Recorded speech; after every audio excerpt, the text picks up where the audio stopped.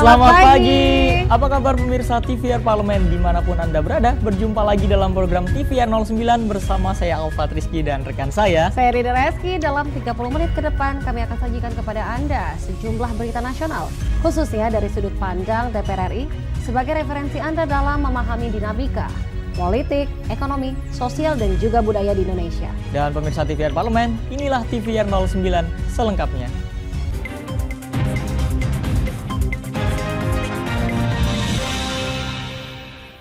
Pertama datang dari Komisi 6 DPR RI yang meminta PT Semen Indonesia mengkaji strategi perusahaan jangka panjang akibat perang Rusia-Ukraina yang kini menyebabkan kenaikan harga produksi semen global.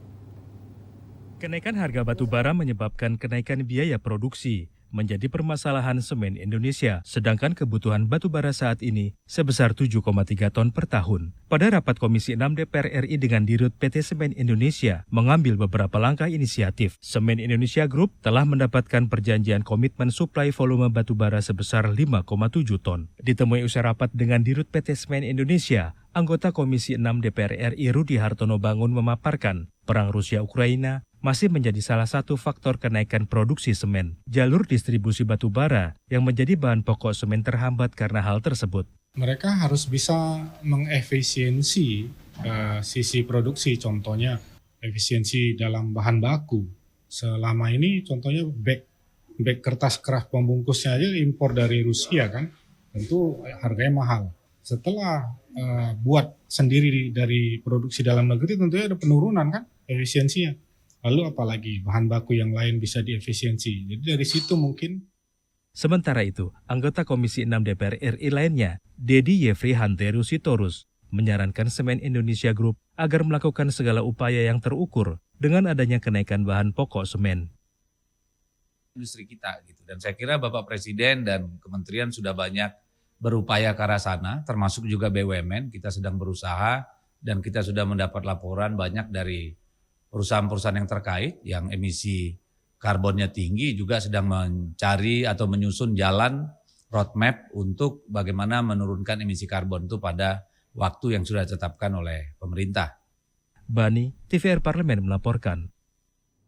Masih dari Komisi 6 DPR RI, anggota Komisi 6 DPR RI, Andre Rosiade, mengapresiasi kebijakan pemerintah mencabut larangan ekspor CPO dan menurutnya langkah ini merupakan salah satu jalan keluar untuk menyelamatkan nasib petani sawit yang kian menjerit selama larangan ekspor CPO diberlakukan. Presiden Joko Widodo resmi mencabut larangan ekspor crude palm oil atau CPO yang nantinya pembukaan ekspor akan diatur dalam Peraturan Menteri Perdagangan. Ditemui usai rapat Komisi 6 DPR RI di Gedung DPR Senayan, Jakarta, anggota Komisi 6 DPR RI Andre Rosiade mengatakan pencabutan larangan ekspor crude palm oil atau CPO merupakan solusi dari pemerintah dalam mengambil keputusan dalam menyelamatkan petani sawit karena sebelumnya ada pelarangan ekspor CPO yang dapat merugikan petani. Dugaan kami ya di Komisi 6 bahwa pengusaha oligarki ini melakukan perlawanan terhadap pemerintah. Makanya di saat pemerintah Presiden Jokowi berpidato tanggal 22 akan melakukan larangan ekspor tanggal 28, harga TBS itu kan sudah turun. Lalu tanggal 28 sudah mulai harga itu turun sampai Rp800, Rp900. Paling tinggi Rp1.300 harga jualnya. Makanya pemerintah memutuskan untuk mencabut larangan ekspor. Hal senada juga disampaikan anggota Komisi 6 DPR RI lainnya, Rudi Hartono Bangun. Menurutnya, pungutan pajak ekspor CPO dari dicabutnya larangan ekspor CPO dapat mengefektifkan anggaran dalam pendapatan negara. Dan juga pendapatan negara dengan sendirinya pungutan pajak CPO itu seperti disampaikan oleh Dirjen dan Ibu Menteri, triliunan yang akan diambil dari perolehan pungutan pajak CPO, ekspor CPO gitu. Itu salah satu sisi dari masyarakat dan dari pendapatan pajak negara. Arif Naka, TVR Parlemen melaporkan. Jangan kemana-mana pemirsa, karena selanjutnya ada berita dari Komisi 9 DPR RI yang meminta pemerintah membuat strategi mitigasi terkait persebaran hepatitis akut yang telah ditemukan di Indonesia. Tentunya informasinya setelah jeda berikut ini. Tetaplah bersama TVR 09.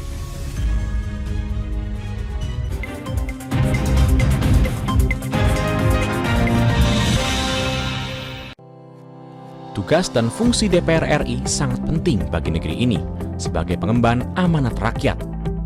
Namun tidak banyak yang tahu apa saja fungsi dan tugas dari DPR. DPR mempunyai 3 fungsi pokok, yaitu legislasi, anggaran, dan pengawasan. Ketiga fungsi tersebut harus dilaksanakan dalam kerangka fungsi representasi yang mengedepankan kepentingan rakyat berdasarkan aspirasi masyarakat dan untuk kesejahteraan rakyat. Dari fungsi legislasi, DPR RI mempunyai tugas dan wewenang untuk menyusun dan menetapkan program legislasi nasional bersama dengan pemerintah, menyusun dan membahas rancangan undang-undang, menerima rancangan undang-undang dari DPD, membahas rancangan undang-undang yang diusulkan oleh Presiden ataupun DPD, menetapkan undang-undang bersama dengan Presiden, menyetujui atau tidak menyetujui peraturan pemerintah pengganti undang-undang yang diajukan Presiden untuk ditetapkan menjadi undang-undang.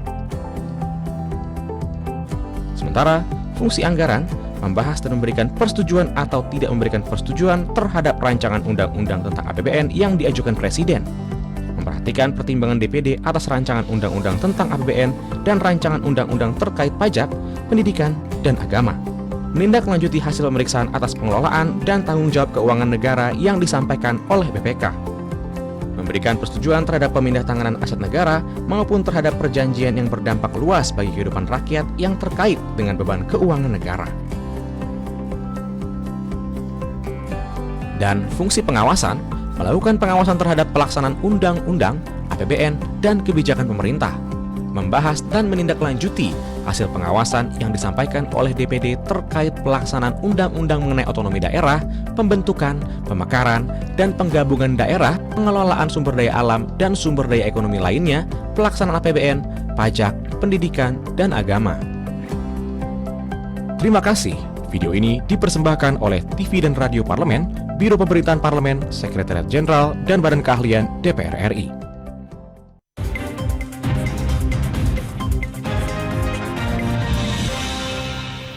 Terima kasih Anda masih menyaksikan TVR 09. Pemirsa, jumlah kematian akibat virus hepatitis yang menyerang anak-anak terus bertambah. Untuk itu, Komisi 9 DPR RI mendorong pemerintah untuk segera melakukan kajian cepat dan mendalam soal penanggulangan penyakit hepatitis akut ini.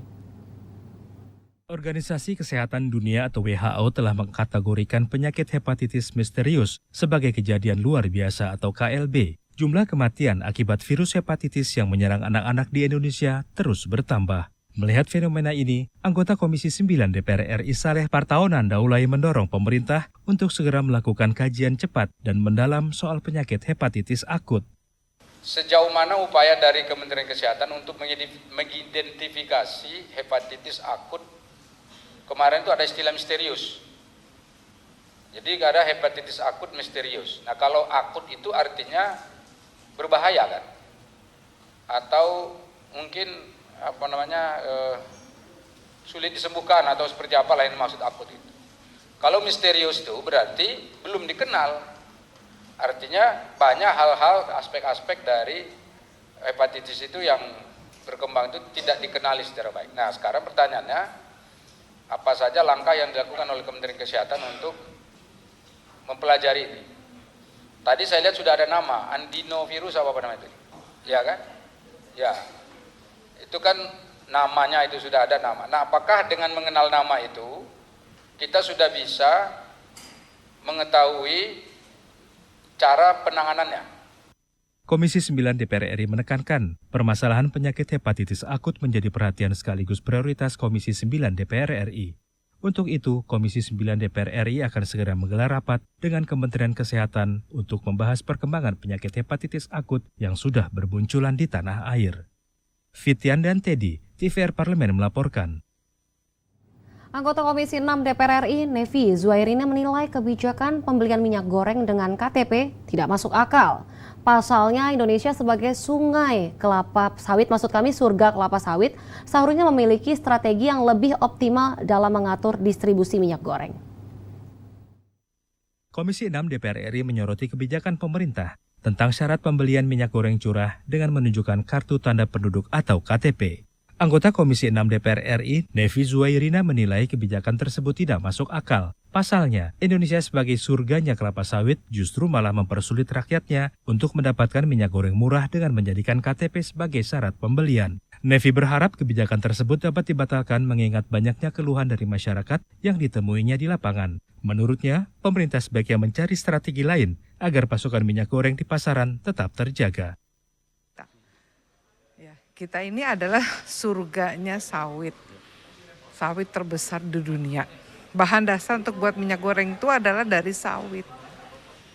Sehingga tuh sepertinya kita nih kayak tikus, bukan tikus apa ya, yang mati lumbung padi gitu kan ya. Banyak sawitnya, tapi beli minyak goreng aja pakai KTP, nggak masuk akal buat pemerintah kita. Ini menunjukkan bahwa kita pemerintah jangan sampai kebijakan ini terjadi karena ini menyusahkan pembeli, ya. Dan tentu ini suatu hal yang tidak wajar. Ya, jadi memang kita harus menggunakan strategi lain supaya minyak goreng ini banyak yang melimpah di negara kita. Sebelumnya, Menteri Perdagangan Muhammad Lutfi bersama BUMN merilis program minyak goreng murah yang dinamai Migo Rakyat. Setiap orang boleh membeli minyak goreng murah dengan harga Rp14.000 per liter dengan batasan 2 liter per hari dan wajib menunjukkan KTP. Panji Prabowo, TVR Parlemen melaporkan. Anggota Komisi 10 DPR RI Muhammad Nur Purnamasidi menegaskan kebijakan pelonggaran pemakaian masker harus dibarengi dengan kedisiplinan dan kepatuhan vaksinasi terhadap anak didik. Selain itu, saat ini perlu adanya pengetatan cara hidup sehat karena ada potensi persebaran penyakit lain selain COVID-19. Komisi 10 DPR RI mendesak program vaksinasi dan cuci tangan bagi anak sekolah harus tetap jadi prioritas. Hal ini untuk mencegah terjangkitnya virus-virus baru setelah diterapkannya kebijakan pelonggaran masker. Ditemui di Kota Banda Aceh, Provinsi Aceh beberapa waktu lalu, anggota Komisi 10 DPR RI Muhammad Nur Purnamasidi menegaskan kebijakan pelonggaran pemakaian masker harus dibarengi dengan kedisiplinan dan kepatuhan vaksinasi terhadap anak didik. Kuncinya adalah divaksin. Ya, seharusnya memang program vaksin tetap dijalankan sebagaimana yang sudah direncanakan oleh pemerintah. Karena vaksin itu kan perlindungan dari dalam. Ya. Sementara itu, anggota Komisi 10 DPR RI lainnya, Nuroji menambahkan, penegakan protokol kesehatan harus menjadi kebiasaan baru, seperti mencuci tangan dan memakai masker di dalam ruangan. Nuroji menilai kedisiplinan dalam menjaga kebersihan diri dan sekolah menjadi kunci terbebas dari penularan COVID-19. Sekolah saya rasa masih perlu berhati-hati karena khususnya di ruang kelas ya, yang ber-AC terutama. Itu tetap ya harus diwajibkan atau dianjurkan untuk bermasker, dan juga di luar sebetulnya juga masih ya nggak ada masalah sih. Saya juga masih, walaupun dibebaskan, saya masih tetap bermasker di luar karena lebih baik kita melindungi daripada sampai harus terpapar penyakit lain. Melalui instruksi Menteri Dalam Negeri nomor 26 dan 27 tahun 2022 tentang PPKM di wilayah Jawa dan Bali, masyarakat yang beraktivitas di ruangan terbuka diperbolehkan tidak menggunakan masker. Dari Provinsi Aceh, Hilman Hidayat, TVR Parlemen melaporkan. DPR RI menekankan pentingnya perlindungan data pribadi di era serba digital seperti saat ini. Tentunya laporan lengkapnya sesaat lagi. Tetaplah bersama TVR 09.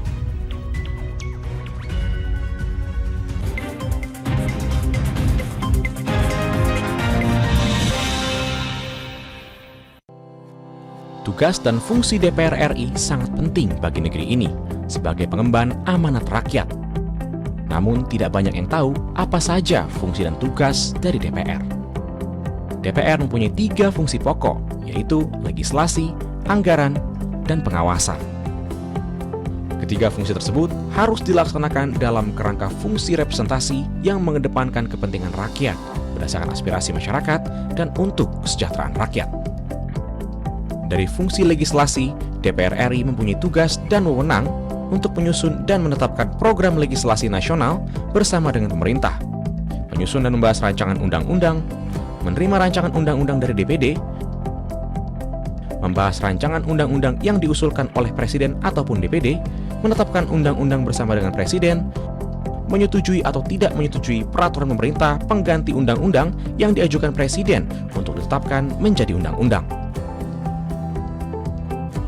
Sementara, fungsi anggaran membahas dan memberikan persetujuan atau tidak memberikan persetujuan terhadap rancangan undang-undang tentang APBN yang diajukan Presiden, memperhatikan pertimbangan DPD atas rancangan undang-undang tentang APBN dan rancangan undang-undang terkait pajak, pendidikan, dan agama, menindaklanjuti hasil pemeriksaan atas pengelolaan dan tanggung jawab keuangan negara yang disampaikan oleh BPK, memberikan persetujuan terhadap pemindahantanganan aset negara maupun terhadap perjanjian yang berdampak luas bagi kehidupan rakyat yang terkait dengan beban keuangan negara.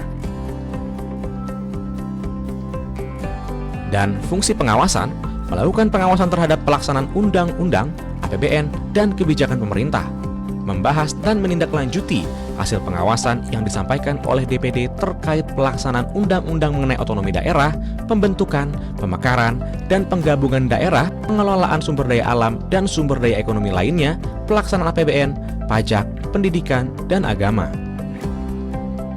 Terima kasih. Video ini dipersembahkan oleh TV dan Radio Parlemen, Biro Pemerintahan Parlemen, Sekretariat Jenderal, dan Badan Keahlian DPR RI.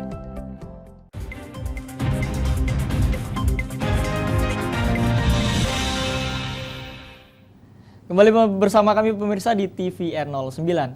Saat ini rancangan undang-undang tentang perlindungan data pribadi atau RUU PDP masih dibahas oleh Komisi 1 DPR RI bersama dengan pemerintah. Dan RUU PDP ini diharapkan bisa menjadi bentuk kepastian hukum dan kedaulatan data yang melindungi segala data pribadi agar tidak mudah disalahgunakan oleh oknum yang tidak bertanggung jawab. Tentunya berikut liputan mendalam yang telah dirangkum oleh tim redaksi TVR Parlemen. Sejak 10 tahun terakhir, sejumlah perusahaan rintisan di Indonesia terus bertumbuh dan beberapa tercatat memiliki valuasi tertinggi atau berstatus perusahaan unicorn. Dikutip dari databox katadata.id, menurut laporan Bank Indonesia, nilai transaksi e-commerce di Indonesia sepanjang tahun 2021 menyentuh angka 403 triliun rupiah.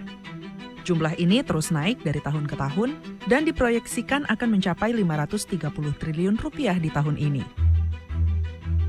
Di tengah pertumbuhan ekonomi digital, desakan digitalisasi di berbagai sektor akibat pandemi COVID-19, dan perang cyber yang melibatkan peretasan data ataupun rahasia suatu negara, faktanya hingga kini Indonesia masih belum memiliki undang-undang perlindungan data pribadi.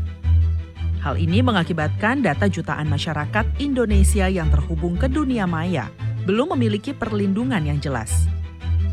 Saat ini, rancangan undang-undang tentang perlindungan data pribadi atau RUU PDP masih digodok Komisi 1 DPR RI bersama dengan pemerintah. Wakil Ketua DPR RI Sufmi Dasko Ahmad menyampaikan, rancangan undang-undang PDP masuk dalam beberapa undang-undang prioritas yang akan dinaikkan ke tingkat 1. Ya, saya pikir ada beberapa undang-undang prioritas yang akan dinaikkan ke tingkat 1 untuk diparipurnakan, dan rencananya salah satu prioritas adalah undang-undang PDP. Terakhir sudah ada kesepakatan antara pimpinan Komisi 1 dan pihak pemerintah tentang lembaga yang terkait dalam undang-undang PDP. Oleh karena itu, dalam masa sidang ini kita akan maksimalkan supaya undang-undang PDP dapat disahkan menjadi undang-undang. Rapat internal panja pembahasan rancangan Undang-Undang PDP sudah dimulai dan sedang membahas bentuk kelembagaan dari sistem perlindungan data yang menjadi output dari rancangan Undang-Undang PDP ini nantinya. Anggota Komisi 1 DPR RI Juniko BP Siahaan mengatakan pembahasan tentang penentuan bentuk kelembagaan ini sangat penting karena nantinya akan diamanatkan untuk pelaksanaan rancangan Undang-Undang PDP. Selain itu, Juniko berharap bentuk kelembagaan pengelola data pribadi bersifat lembaga independen agar tidak terlalu banyak intervensi. Kalau buat kami semakin independen, semakin baik, ya kan? Jadi tidak banyak intervensi, karena terlalu banyak pakuh di negara ini, kita nggak maju-maju ini, ya kan gitu. Kalau gara-gara wah nggak enak memeriksa sesama kementerian misalnya, kan susah. Badan ini harus punya independensi supaya dia bisa secara adil menjadi wasit. Tidak hanya kepada swasta tapi juga kepada pemerintah. Karena ini undang-undangnya harus rata untuk semua orang. Jangan nanti yang lebih disulitkan adalah swasta daripada pemerintah. Padahal pemerintah ini mengelola data yang dikumpulkan secara sukarela. Hal ini dilakukan agar nantinya Presiden dapat menunjuk secara langsung bentuk kelembagaan perlindungan data tersebut. Juniko menambahkan rancangan Undang-Undang PDP menjadi harapan besar bagi pengembangan data digital untuk kemajuan negara. Ke depannya, gitu kan kita mau ada e-government, ya kan, mau ada marketplace yang lebih besar lagi, menciptakan lebih banyak dekakron. Arahnya ke sana, mau ada pemilihan yang melalui elektronik gitu ya, digital, e-voting. Kan semuanya sistemnya harus rapi. Semua orang sudah tahu bahwa kita semua membentengi semua data yang kita punya secara baik. Itu tujuannya. Rancangan Undang-Undang PDP menjadi pembahasan utama yang dipastikan pengesahannya sebelum penutupan masa sidang kelima tahun 2021-2022. Anggota Komisi 1 DPR RI Dev Akbar Safikarno mengatakan, disahkannya rancangan Undang-Undang PDP ini juga harus dibarengi dengan kesiapan Indonesia dalam teknis pelaksanaannya, seperti persiapan cloud penyimpanan, pasokan energi, lokasi, SDM, serta jaringannya. Dev menegaskan tidak ada alasan bagi Indonesia untuk menggunakan jasa dari negara lain. Perlu kepastian kedaulatan data. Jadi memastikan bahwa data itu dikelola, disimpan di cloud nanti di Indonesia, hardware servernya itu ada di Indonesia, tidak menggunakan asing, sehingga administraturnya semuanya adalah orang Indonesia, dan dengan kita melakukan penyimpanan data tersebut, ini kita harapkan bisa juga memicu inovasi-inovasi baru, meningkatkan kemampuan kita, tidak selamanya bergantung kepada pihak lain. Disahkannya rancangan Undang-Undang PDP ini nanti diharapkan bisa menjadi bentuk kepastian hukum akan kedaulatan data yang melindungi segala data pribadi agar tidak mudah disalahgunakan. Komisi 1 juga mendorong pelaksanaan rancangan Undang-Undang PDP dan turunannya dapat langsung direalisasikan setelah pengesahannya. Tim Liputan TVR Parlemen melaporkan.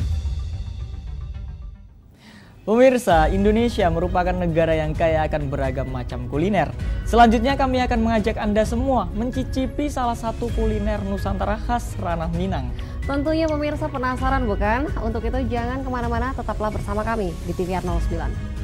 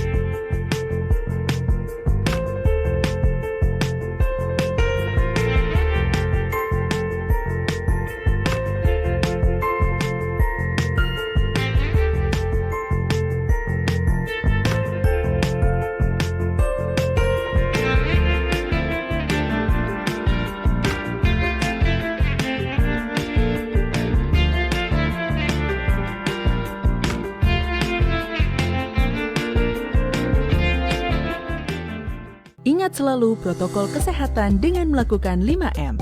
Memakai masker, mencuci tangan pakai sabun,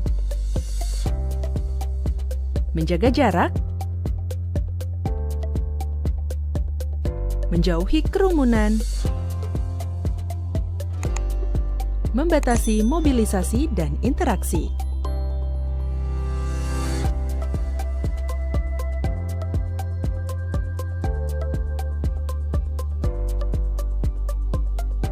Dipersembahkan oleh Biro Pemberitaan Parlemen, Sekretariat Jenderal DPR RI.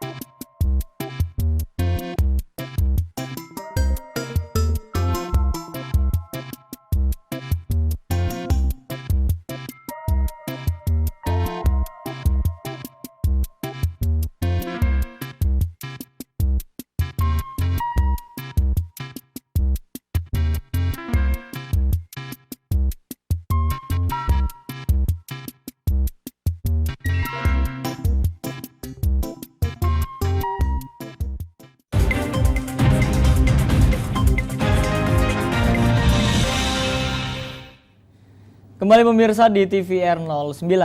Ranah Minang dikenal dengan kekayaan kulinernya yang sanggup memanjakan lidah, mulai dari hidangan berat seperti rendang hingga kudapan ringan seperti lamang.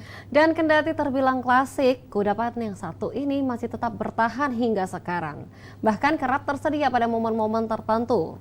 Untuk lebih lengkapnya nih pemirsa, mari kita simak informasi lebih detail seputar lamang hanya untuk Anda.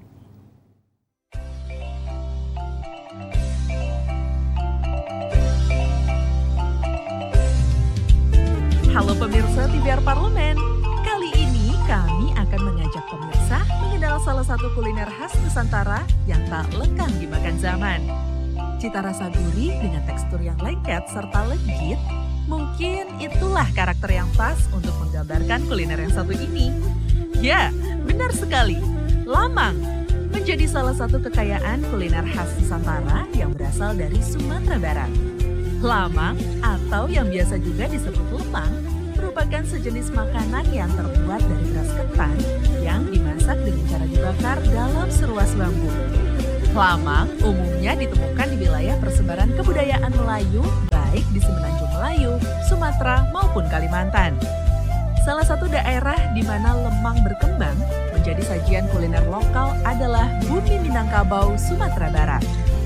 Bahan baku lamang terbilang relatif sederhana, yaitu beras ketan, perasan santan, dan garam.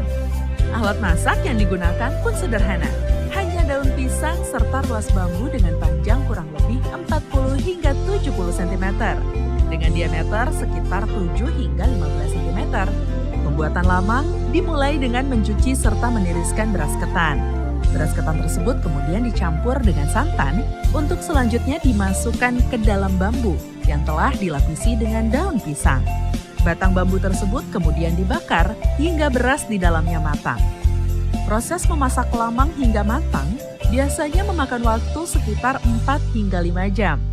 Dalam bahasa Minang, lemang disebut lamang, sehingga tradisi membuat lemang dikenal dengan malamang. Malamang merupakan tradisi turun-temurun masyarakat Minang sejak dulu. Kebiasaan membuat makanan kaya gizi ini sering dilakukan saat acara-acara penting, seperti Hari Raya Lebaran, Maulid Nabi, pengangkatan penghulu adat, dan acara besar lainnya. Seiring perkembangan zaman, jenis dan varian lamang pun kini ada berbagai macam loh. Di Kota Padang sendiri setidaknya ada 4 jenis lamang yang dijajakan di sana. Di antara varian yang umum ditemui adalah lamang ketan putih dan lamang ketan hitam. Secara umum, keduanya memiliki rasa yang relatif asin atau gurih. Di beberapa belahan perkampungan, kebiasaan malamang atau bikin lemang bersama-sama masih terjaga dengan baik. Namun, di daerah perkotaan seperti Padang sudah cukup jarang ditemui. Warga cenderung memesan lemang dari para pedagang yang sengaja membuatnya dalam jumlah banyak. Proses pembuatannya yang lama dan sulit membuat masyarakat lebih memilih membeli lemang yang sudah jadi ketimbang membuatnya sendiri. Yuk kita tanya-tanya Bapak Zulherman, salah satu pembuat lamang yang sudah lebih dari 30 tahun mempertahankan tradisi membuat lamang. Sudah 31 tahun. Ya, kalau dulu lumayan lah. Lebih-lebih dari yang kita kira kan gitu. Tapi kalau sekarang udah agak sulit. Ya, orang belum tahu. Orang belum tahu sekarang. Banyak yang belum tahu. Kalau kemarin-kemarin kami kan jualan di lapangan Memojol. Kalau sekarang orang cari ke sana, kami di sini. Kalau dulu jam segini udah habis paruh nih. Kalau bisa biasanya ya. Tapi sekarang nggak kayak gitu. Kalau kemarin kayak kemarin tuh. Di rumah aja tuh banyak tuh. Sekarang nggak ada. Pesan-pesanan nggak ada lagi di rumah. Biasanya banyak, ada yang beli 2 batang, 3 batang. Di rumah ya, bukan di pasar. Nah kalau sekarang nggak ada. Yuk pemirsa, kalau sedang berkunjung ke Padang, sempatkan untuk beli dan cicipi lamang khas tanah Minang ya. Mari bersama kita bangkitkan lagi perekonomian rakyat kecil seperti Bapak Zulherman dengan membeli dagangannya. Selain membantu perputaran roda perekonomian, kita juga berarti turut andil dalam melestarikan kuliner khas Nusantara. Sampai jumpa lagi di episode selanjutnya. Baik pemirsa, di penghujung acara kami informasikan kepada Anda agenda DPR RI pada hari ini Senin 30 Mei 2022. Tepat pada pukul 9 waktu Indonesia Barat, Komisi 9 DPR RI akan mengadakan rapat dengar pendapat umum dengan pengurus Ikatan Dokter Indonesia, pengurus Ikatan Ahli Kesehatan Masyarakat Indonesia, dan sebagainya. Lalu pada pukul 10, Komisi 3 DPR RI akan menggelar rapat kerja dengan BNPT.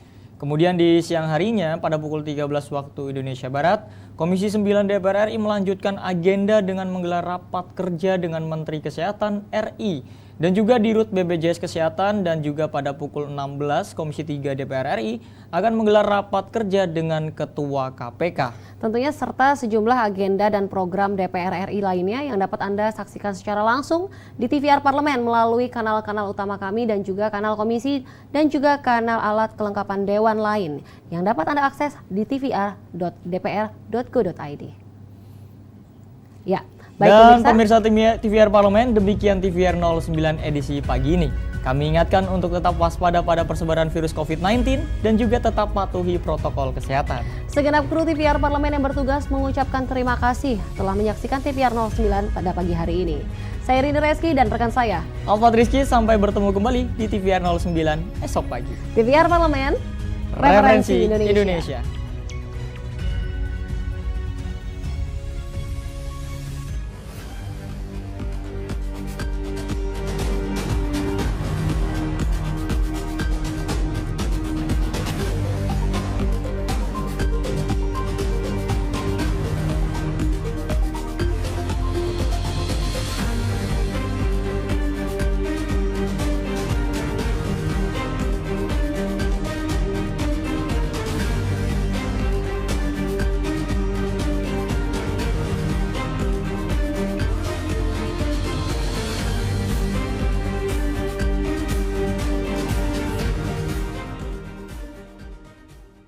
Badan